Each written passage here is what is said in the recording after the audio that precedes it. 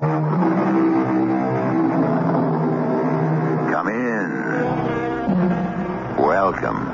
I'm E.G. Marshall, principal of this little dread schoolhouse, where our curriculum consists of lessons in mystery, suspense, and the macabre. We say they were giants, those founding fathers of ours, and indeed they were. Giants of intellect, morality, and ability. But they were also human giants, bedeviled by human problems, tormented by heedless children, persecuted by jealous enemies, embarrassed by foolish friends, and even haunted by ghosts. It's a ghost, John. It must be a ghost. There is no such thing as a ghost. I heard him. You're talking like a woman, Abigail. And what does that mean? Well, it shows that no matter how intelligent a woman may be, in the end she has certain weaknesses that well, there is no such thing as a ghost. What's that? Oh, tell me there's no such thing as a ghost. Well, Well, what, John? Are you about to start talking like a woman, too?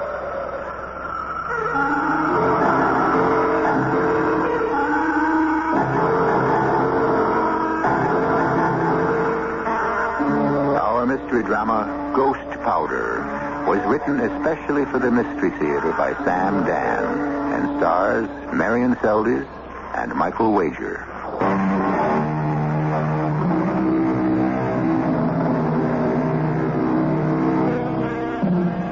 If you were to say to John Adams, "You can't tell the players without a scorecard," naturally this great American wouldn't know what you mean.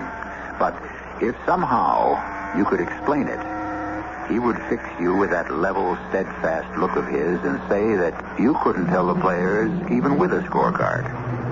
Here was John Adams in 1784, getting more flack from our recent French ally than from our former English enemy.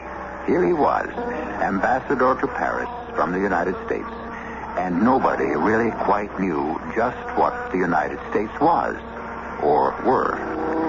His colleagues, Franklin and Jefferson, were great men, as we all know, but very difficult to live with. His wife, Abigail, insisted that she couldn't run the embassy properly on his meager salary, and when he asked the Congress for more money, their answer was to cut his wages. In addition, their rented chateau, a place called Auteuil, was haunted by a ghost.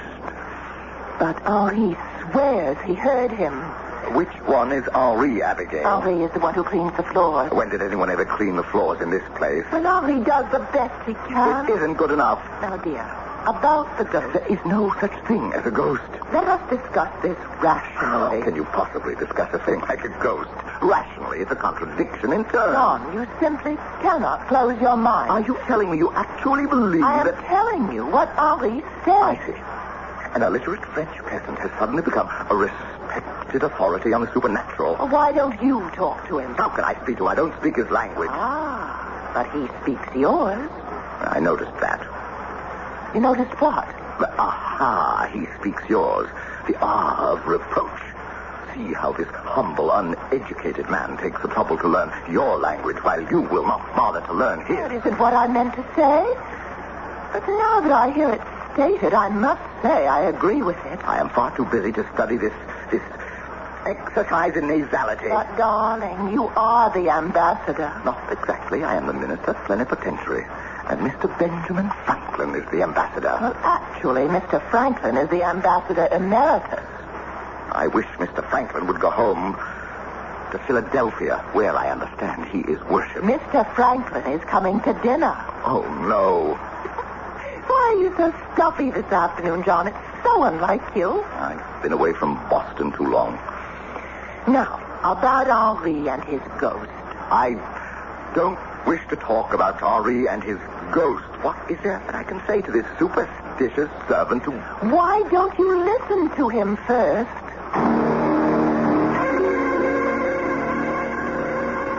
Oui, Monsieur Adams, I have heard him. How do you know it's him? It's the voice of a him. And what does he say? He says nothing. Well, this is a fuss over nothing. John. Well, how can he hear him if he says nothing? He says something, but I do not understand him. Does he speak French? Français, no. Does he speak English? Anglais, no. Then what does he speak? He speaks ghost. Ghost? Yes, ghost language. Oh, there's a ghost language. Oh, yes, Monsieur Adams. But what is this ghost language? And where do you hear this alleged language? Oh, I hear him all over. But where? Particularly? In the library, in the bedrooms, and all over. How can I get rid of a ghost? You must call in a witch. A witch? Yes, the witch comes in and says a charm, and the ghost runs away. Why? Because the ghost is frightened. Oh, now look, my good man. There is no such thing as a ghost, and I think you had better get back to work. My uncle, he says the same thing. And one morning he is found throat. If you spent more time getting the place clean, as you are paid to do, instead of weaving these impossible fables about ghosts... The master will give this matter his full consideration, and we shall rid the house of the ghost. Thank you, madam. And you may finish cleaning the floors. I go, madam. Now, Abigail, I do not relish being called the master as if I were some feudal aristocrat. Ah, but your dear friend Tom Jefferson is a feudal aristocrat back home, and he is called master by hundreds of slaves. We are not discussing Tom Jefferson. We are discussing a matter of gross superstition. Why must I indulge him in this superstitious nonsense? To make my life easier. What does this have to do with you? One day, my dear, there will be another revolution. A revolution of the women. Oh, what on earth do women have to revolt about? It will come in a faraway future. I shall not live to see it. My dear, I do wish you would stay to the subject. Although you change it so many times, I confess I am at a loss to know where exactly we are. Call in a witch and have this demon, this ghost... This figment of Henri's imagination. Well, whatever it is, properly exorcised from the premises. My dear, it does the lower elements no good to reinforce their superstitions. Perhaps not, but it will do me good. Henri's story has infected the entire staff. I want you to go along with this mumbo-jumbo before they all run away. Oh, let them. We can hire others. No one will want to work here. Oh, please, John. Hire a witch. Do you realize what would happen if a word of this reached home? I'd be the laughing stock of the country. Thing could be done for a single silver franc. Jefferson. What will Jefferson say? I will tell Henri to find a witch and have her here tomorrow. I forbid it. John, I cannot maintain this house without servants. I can't entertain at official dinners, and I insist... I will not reinforce the dark ignorance of the human race. John, please. I have nothing more to say. This is a matter of housekeeping. It doesn't concern you. Whatever lessens the dignity and the sanity of the human race concerns me. You're not making a speech before the Congress. Oh, I'm sorry, John. I just realized how I sound. And, well, I realize how I must have sounded. Good. Let's compromise. And call in a witch. No, I cannot permit it. Do you understand? I can no longer be mistress of this embassy. Yes, I realize that, and therefore I shall resign the post. John, this is an impasse, my dear. Each of us is standing on a principle. But you can choose to resign. But I cannot choose to be party to the dark barbarism of the Middle Ages. I cannot sanction witchcraft.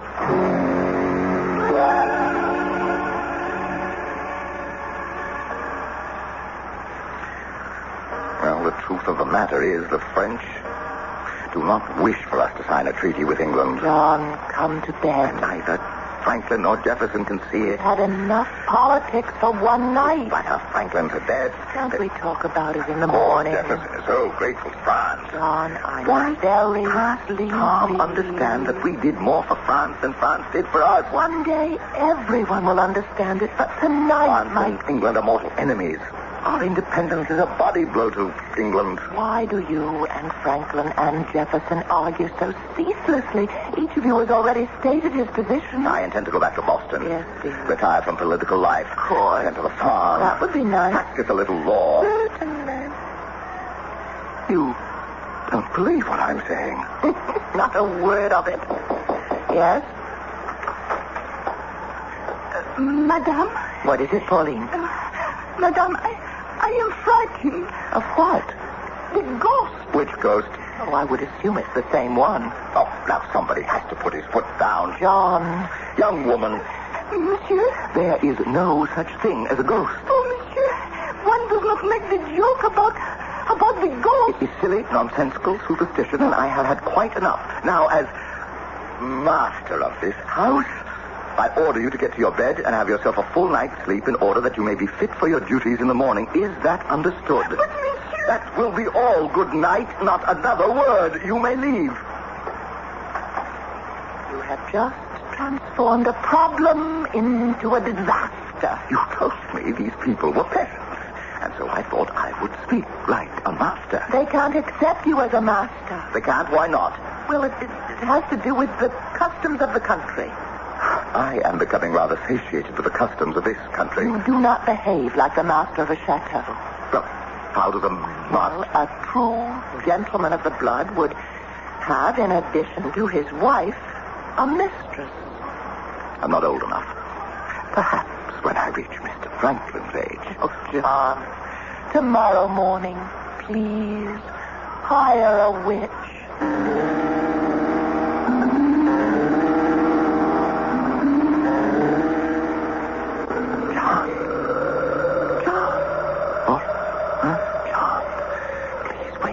Wake up. Why? It can't be morning. Listen. What? What is that? That? It's your imagination. You don't hear it? It is. I think so. Well, is it your imagination, too? No. What is it? That's a ghost. No, Abigail. I know there's no such thing as a ghost, but what do you call that?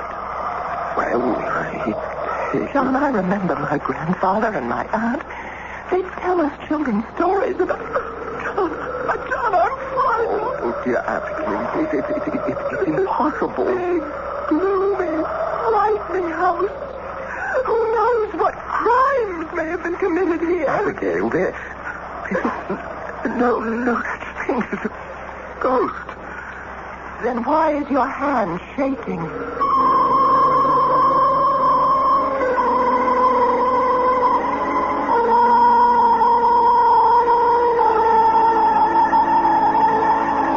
In broad daylight, in safe, secure, and familiar surroundings, there is never such a thing as a ghost.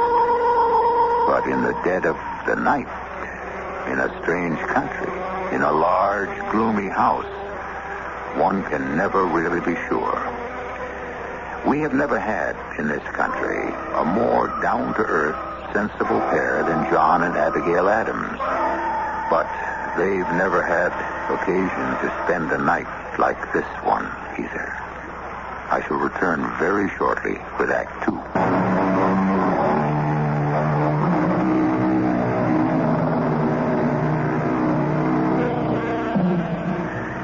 It isn't easy to be a man of intelligence and integrity, to speak one's mind and stand on principle at a time when men are valued for their flexibility.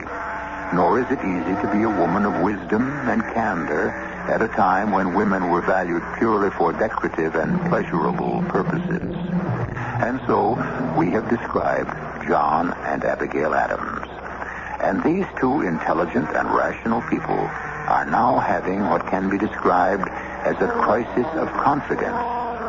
Each would insist there is no such thing as a ghost. And yet... Oh, John, it's a ghost. Abigail, there is no such thing. I know, but just tell me what that is. I am going to find out.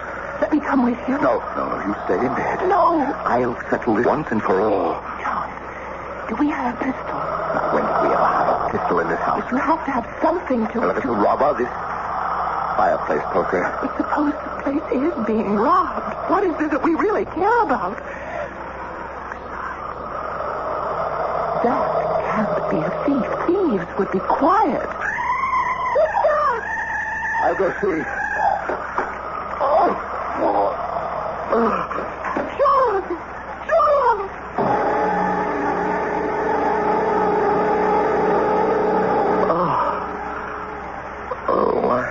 My head. Just lie quietly, my dear. You have a rather large bump on your head. What happened? I don't know. I found you lying on the floor in the hallway. The servants helped me to put you to bed. The servant? Especially Henri. Everyone's anxious to know what Monsieur Adam thinks of ghosts now. I remember I heard that noise and then somebody screamed. That was Pauline. She heard the ghost and she was frightened. I ran into the hallway. Something hit me on the head. Who? It didn't have to be a who. It could have been well, I could have run into that low ceiling beam near the stairwell. Something was making that noise. Oh, John, may we have only called in a witch? Abby, Dear, what harm can it do? If there's no such thing as a ghost, then all we've lost is a single silver franc. But if there is now, Abigail... Please, John, it's the only way that I'll be able to keep the servant. All right. But no one must know. I'll be silent. Silent as the grave. That is hardly a fortunate figure of speech.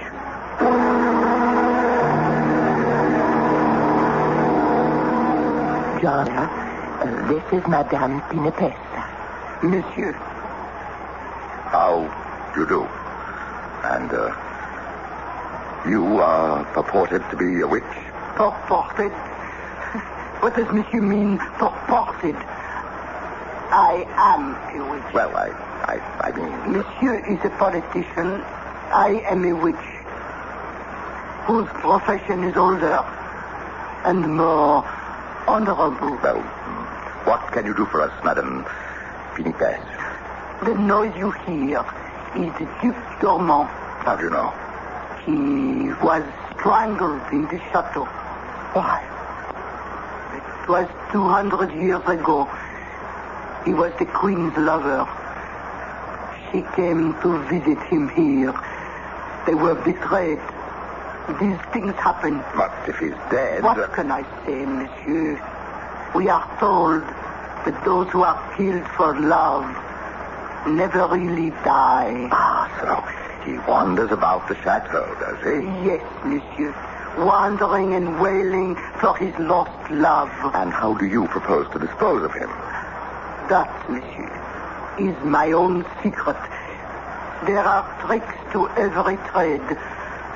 I do not ask how you employ yours. Accord me the similar courtesy.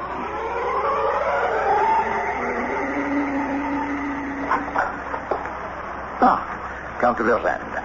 Madame said to wait for you here, Monsieur Adams. Welcome, Your Excellency. To what? Do I owe the honor of this visit? Monsieur, I think we might discuss your rental of several French frigates of war. Your Excellency, we have no need of... But you have no navy to speak of at present. And the Algerine pirates? Yes, we do have trouble with the pirates on the Barbary coast. And since the building of a battle fleet is, of course, prohibitively expensive... We are aware of the problems involved. It will be difficult to raise funds through taxation. Your countrymen cannot seem to agree on the necessity to tax Virginia planters and Pennsylvania farmers in order to protect the interests of New England merchants. Sir, this is our internal affair. Naturally. Besides, we have other sources of revenue. Have you? I am given to understand that the Prussian loan is encountering difficulty. Do you, sir? It is common knowledge. Well, I must be going. Good day, monsieur. Such lovely weather. Yes. Thank you.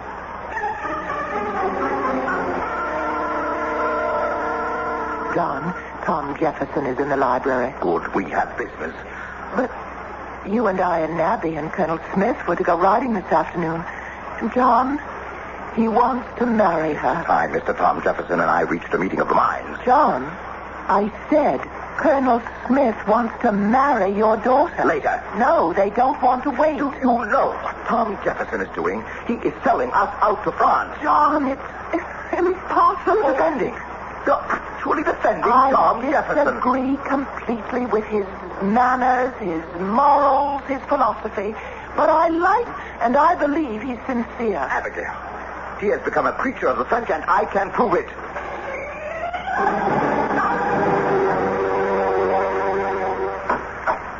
Well, John, why did you want to see me? Tom, we must have this out. What? Well, George Washington won't live forever. Hamilton, too unpopular, personally. Hancock, they thinking nobody really thinks they have enough. Enough of what? Burrs, they're too slippery. What is all this, John? This is the talk that's going on at home. This is how people are thinking and speculating. It's going to come down to a fight between you and me. What kind of a fight? Power. Who is going finally to rule our country? I never thought much about it one way or the other. You want the truth, John. I think you're more qualified. You do a better job of it. Maybe you think that, but your friends, your Federalist friends, won't let you think that way forever. They'll egg you on for their own purposes. Don't you have the same kind of friends that I do, John? Yes, and all with axes to grind. And I shall be the victim of my friends, too. And it has to be this way, Tom. Why? You and I, we are on opposite sides of every question. One of us has to prevail. Maybe not. Maybe the people will split the differences between us. Maybe they will. But still, we have to fight it out. We can fight as friends, John. No. You have already betrayed me and the country. Be careful what you're saying, John. Oh, stop talking like a southern aristocrat. What do you propose to do? Challenge me? How dare you accuse me of betrayal? You and I were sitting in this room night before last. We spoke to the progress of the Prussian negotiations. Yes? I had confidential information that things were going badly. You and I were the only ones in the city of Paris who knew it, or so I thought. This morning, the Count de Verlaine tried to use that fact to strengthen France's bargaining position. Well, what does that have to do with me? Well, if you didn't tell him, who did? Ben Franklin was also in the room. When I read the dispatches from Prussia, Ben Franklin had fallen asleep. Oh, what makes you think I told Verlaine? Your friendship for France is notorious. I am grateful to France for helping us overthrow the British yoke. Would you have us exchange the British yoke for one made in Paris? I am here to represent the interests of my country. You were the only one who could have told us then. But I didn't do it. On my word of honor. What am I saying? Why am I trying to insist on something that should be beyond question? My integrity. How dare... Tom, we worked on the Declaration of Independence together. How can you even accuse me? Tom, I'm sorry. I don't know what to think. Someone is betraying our secrets. Does anyone else know? No one. Are you sure? Can you swear that not one other single solitary soul? Yes, I can swear. Well, what? Abigail knows. Abigail? Well, I have no secrets from Abigail. But these are matters of government secrets. I know, but Abby is my counselor. Abby is only a woman. Only a woman. Yes, but I share everything with her. Is it possible? No, I can't say it. Abby could never. Can you Give me, Tom. Well, I'll have to. I'm sure I'll be forced to say certain things in the future for which you'll have to forgive me. But how could Vergen have found out? I don't know. Unless the wall's heavy. Now, that's impossible, John. Who can say, Tom? After all, these are French walls.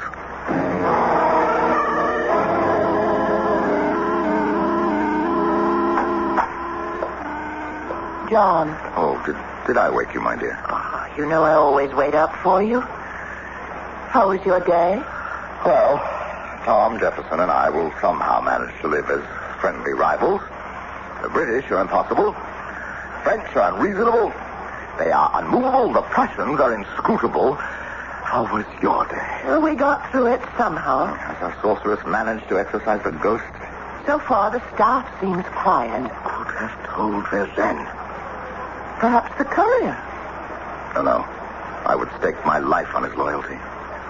Well, it's a problem we should sleep on. After all, sufficient unto the day is the evil thereof. I agree. I thought our witch took care of all that. That's Madame Guinevere.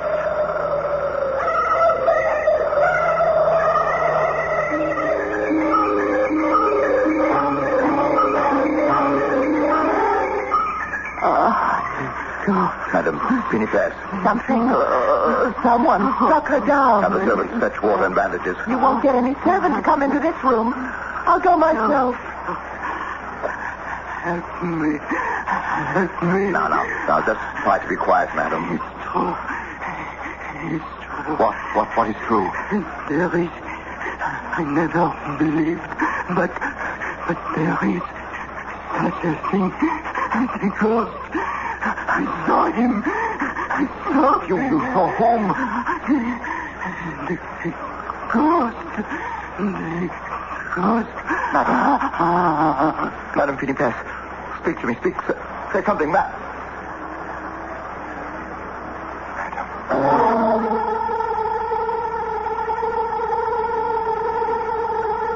That's twice the ghost or whatever has struck. But this blow appears to be fatal. Is it a ghost? Well, we have the word of perhaps a foremost authority, a witch. Who would know more about the subject? You'll get to know a great deal more when I return in just a few moments with Act 3.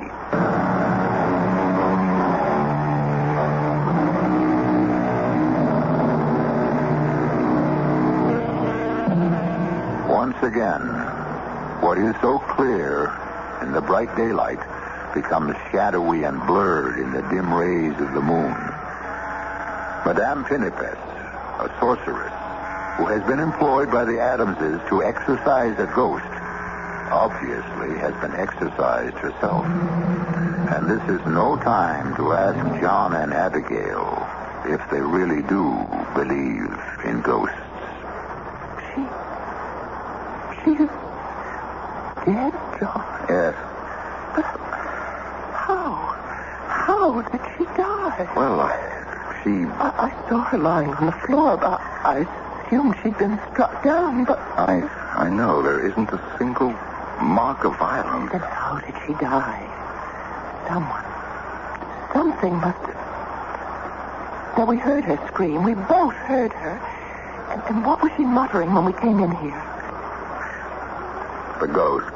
The ghost. Yes, and something else. There is such a thing as a ghost. That's what she said. You see, she never really believed in it herself. To her, it was just a way of making money. But then at the very end, she saw a ghost, and it killed her. She... How? Well, she may have died of fright. Look at the absolutely terrified expression on her face. Have you ever seen such horror on a human countenance? I see it. But I don't believe it killed her. Why not? Because she didn't really believe in ghosts. She wasn't an ignorant, superstitious person. Neither are you, neither am I, but We've been having our doubts lately. And what is this? This thing clutched in her hand.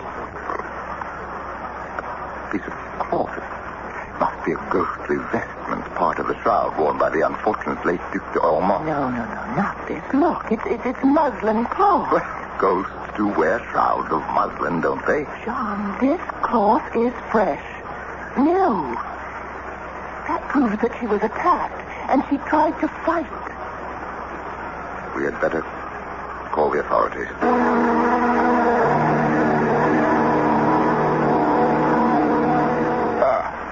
And for what purpose had you employed this woman? We were having trouble with a ghost, Monsieur Commissioner.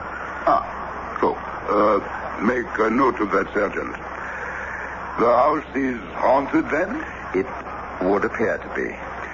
If the ghost killed her... If the ghost killed her... Oh, surely, Monsieur, you cannot believe in ghosts. Monsieur Adams, I have an open mind on the subject. But such a thing, it's not. It's not what? Possible? Yet, you and Madame say you heard the thing yourself. Well, we may have heard the wind whistling through the chimney. Surely, Monsieur Commissioner, you, a man like yourself, you cannot believe in ghosts. Monsieur, as a police officer, I must adhere to the facts. And these are the only facts we have. Well, then, at present. What do you propose to do? Nothing. But a woman has been murdered. The physician who examined her could find no mark or sign of violence. But something must be done. I ask you, monsieur, what? If the deed was committed by a ghost, how do we proceed against him? But, monsieur, there is a more convenient explanation. Convenient?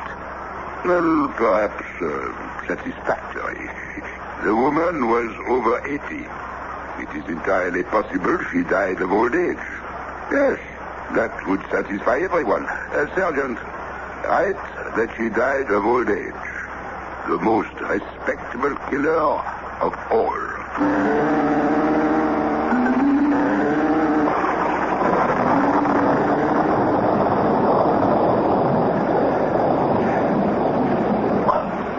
Why do you insist on walking outdoors in this dreadful weather? Because, my dear, we must have a talk. A confidential talk. There is a ghost. Oh, no, Abigail, not you. And I can prove it. Oh, please explain it before we catch our death. John, I want you to make up the most far-fetched story you can think of. Why? About politics. And tell it to me in the library. But I don't understand. The more impossible, the better. But why? John, I'm afraid if I tell you, you won't do it. But you'll have to tell me eventually. I won't have to tell you. Then how will I ever know? Oh, you'll find out. Now, please, let's go back to the library, and you must tell me the story with a straight face, in the utmost confidence. It must be a very serious matter. You must play your part to perfection. My dear, I'm not an actor. No, but you're something even better. You are a lawyer.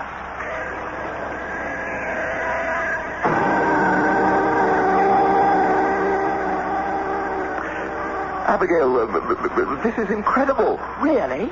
Yes, this message I have just received from St. Petersburg. Really, my dear? Yes, from Count Ramunzev, a confidential minister to the court. But what have we to do with the Russians? Well, the Count believes our two countries have a great deal in common. I can't imagine. What? Well, no, the Russians are established on the western end of our continent. We may one day become very close neighbors. We share a common border. I hadn't thought of that. France, as you know, holds extensive territories to the south, and they fear she will try to expand. Oh? Yes, and the Russians would rather have us for a neighbor than the French. Well, that makes considerable common sense. And so they are willing to lend us money to aid in our expansion, provided we break off all relations with the French. Oh, I see. A Russian alliance. What an interesting possibility.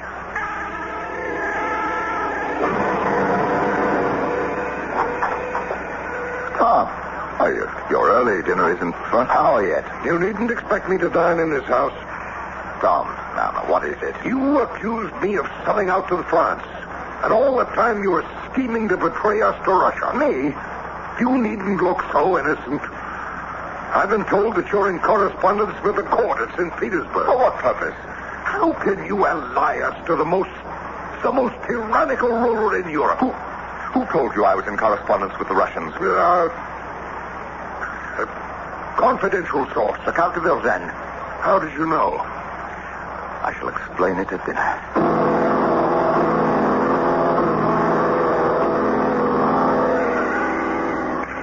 And you say this ghost or whatever overhears our conversation and reports it to de Vergennes. Listen. That is our ghost. That sound? Where's it coming from? The library. And, there he goes now. Where? Obviously, he's leaving the house.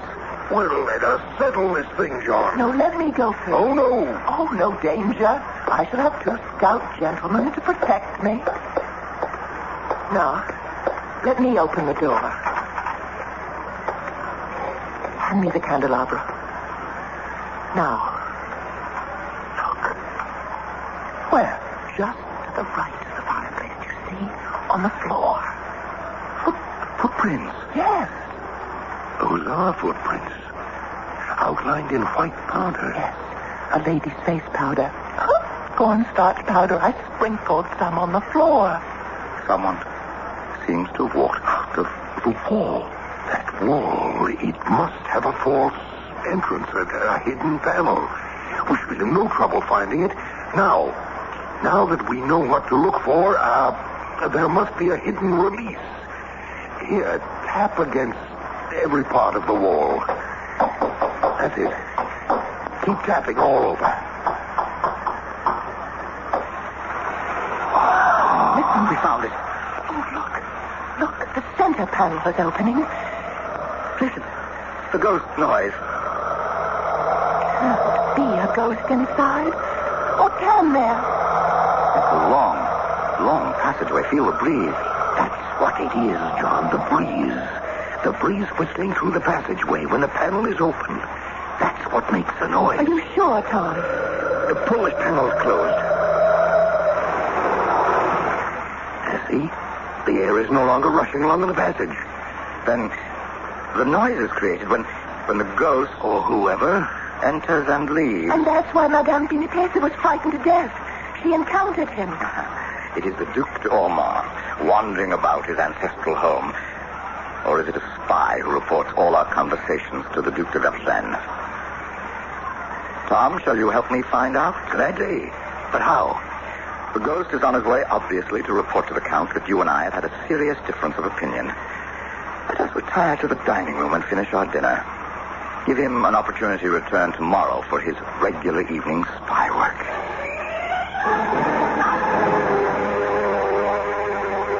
It is no secret. What is no secret, Count Vergennes? That your country's existence is threatened by factional strife. Factional strife may be a sign of vigorous national health. Oh, my dear Adams. Now, suppose France supports your side. My side.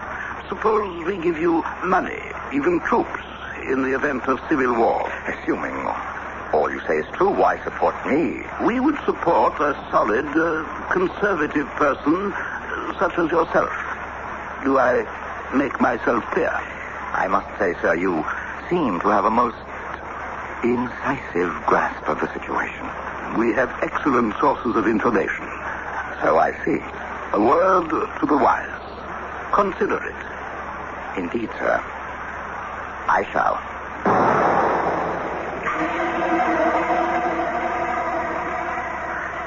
I fear, Mr. Jefferson, that further discussion between us is pointless. I shall write to the Congress. They must choose between you and me. I shall write in the same manner.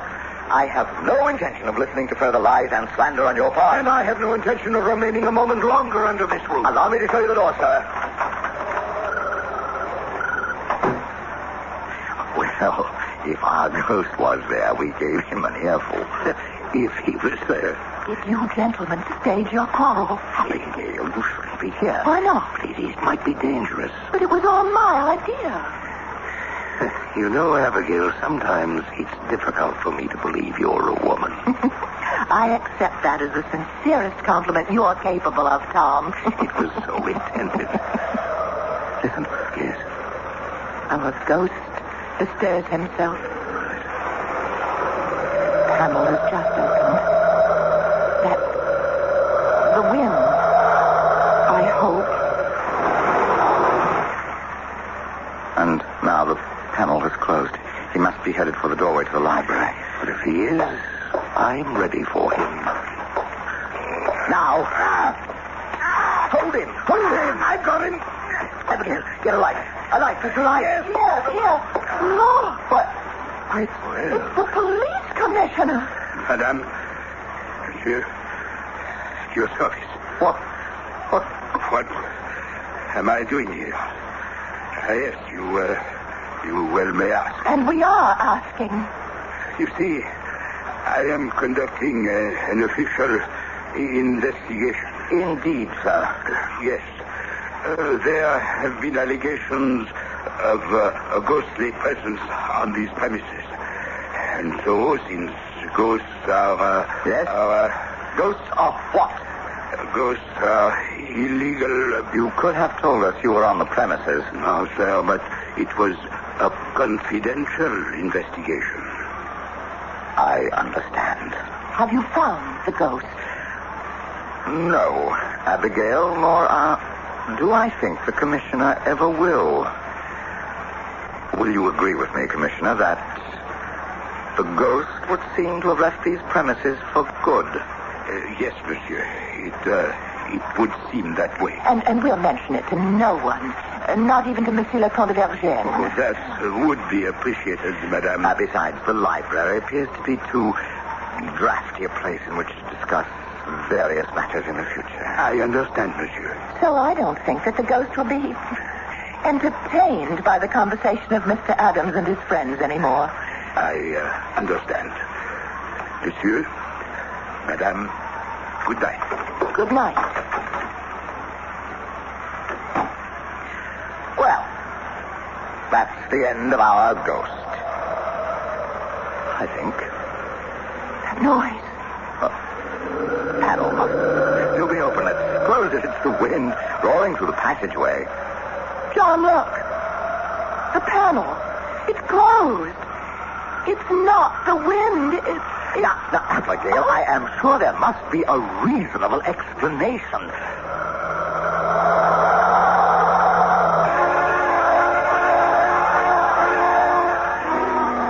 I'm sure there was, but John and Abigail Adams never found it. Within a few months, they received orders from the Congress, which transferred them to England, where John Adams became the first American ambassador to the court of St. James.